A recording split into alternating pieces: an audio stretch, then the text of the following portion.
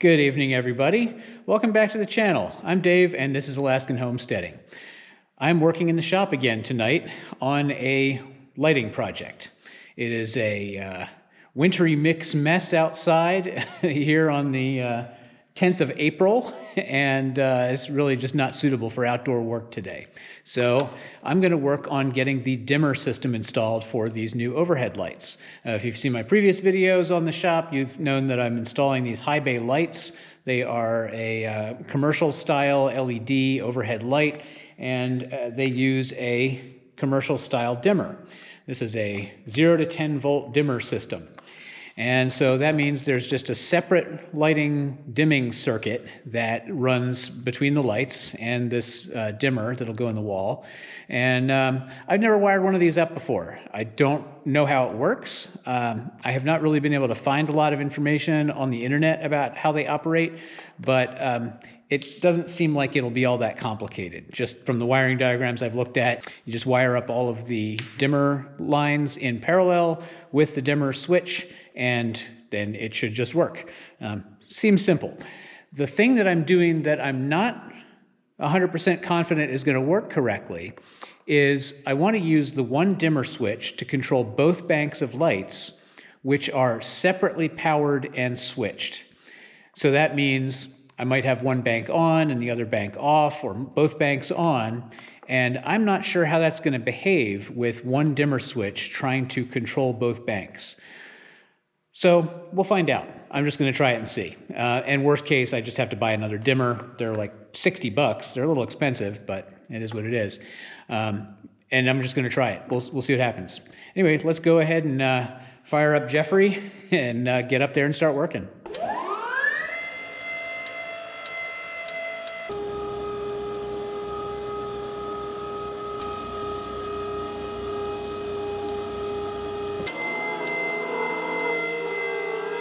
Each one of the lights has this little set of dimmer wires coming off of it. They're in this pink and violet color scheme.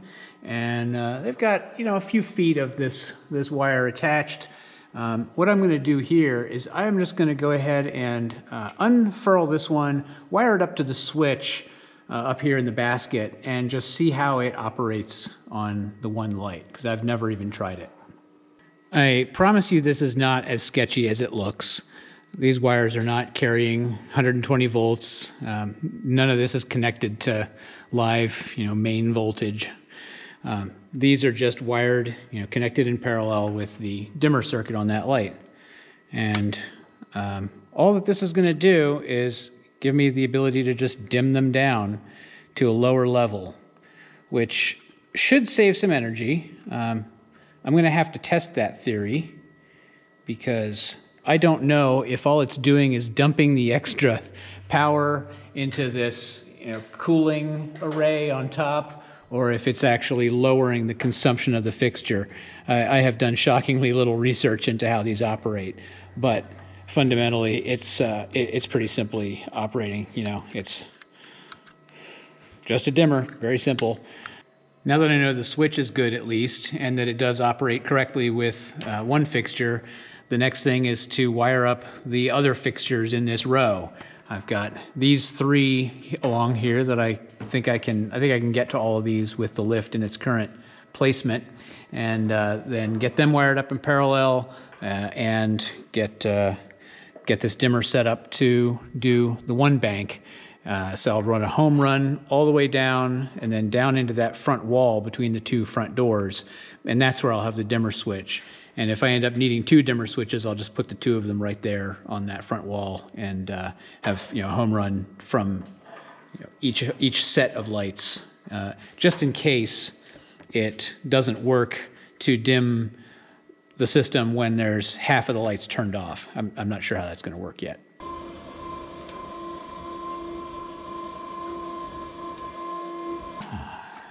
It is a little chilly up here tonight. I'm not sure what the temperature is in here, but it is in the mid-30s outside. I can see my breath in here, so gives you a little bit of an idea.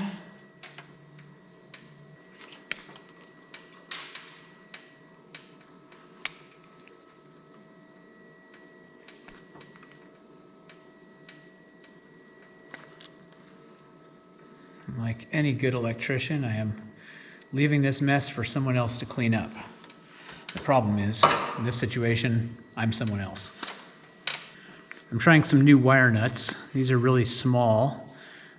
They purport to be able to connect 22 gauge wire, and this is like a combination of 18 and 20 gauge that I'm working with. So it seems appropriate to the task. The problem that I'm having is that I've got a mix of stranded and solid wire here, and it doesn't work that great when you're trying to twist together wires for wire nuts. One thing I don't like about this harness is that it really doesn't leave me room to wear like a little vest to hold tools and stuff on me. It's a little bit of a hassle in that way, but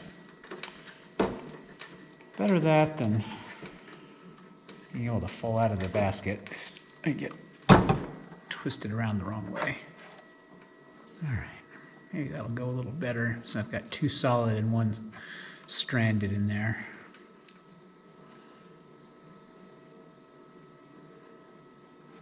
Yeah, okay, that's better. Should have brought up some lineman's pliers to twist those together, but I didn't. Life goes on.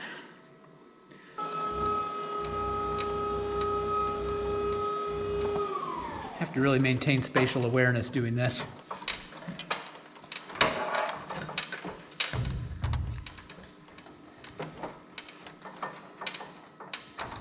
Otherwise, I'm going to end up getting bonked on the noggin or run the lift into something that I don't want to run it into, which is really anything at all. I don't want to run the lift into anything.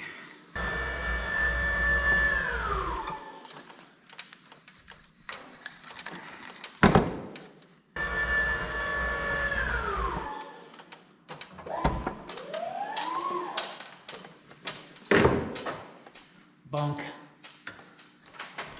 And that's why I'm wearing the hard hat. It may look stupid, but I haven't hurt my head doing this once. Now there is a temporary nature to what I'm doing because I don't have a good way to really properly terminate and secure this wire, and ultimately I'm going to have a finished ceiling, and what I don't want is just wires going through the finished ceiling up to, you know, from the lights up to this dimmer circuit. I want some kind of a way to have it plugged in, or at least some kind of junction box on the surface that is accessible without destroying any finished surfaces. Even though it's low voltage wiring and the requirements are very different, I just don't like things to be built that are not serviceable.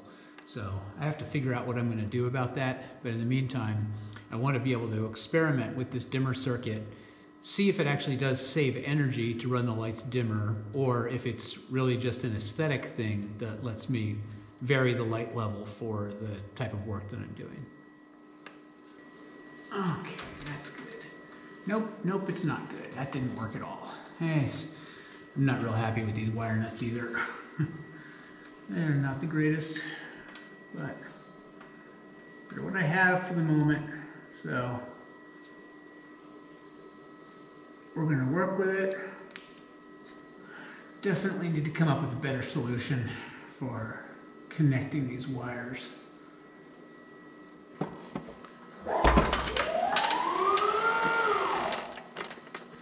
So now I'm going to do the silliest thing, and I'm going to toss this over the rafters onto my scaffold and hope that it lands where I want it to.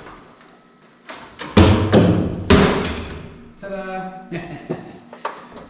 Good shot. All luck. Alrighty. Time to come back down.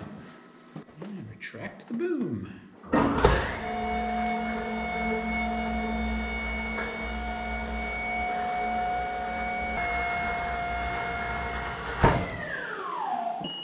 Going down.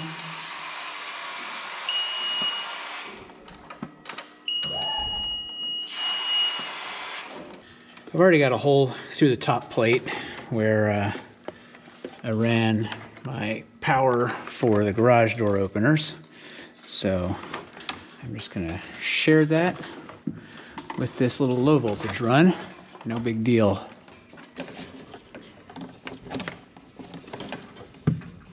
Okay. Now I've got the wire run down back down the front of the wall here. Well, let's see. Moment of truth. We'll run the dimmer and see how it goes. Oh. Uh-oh.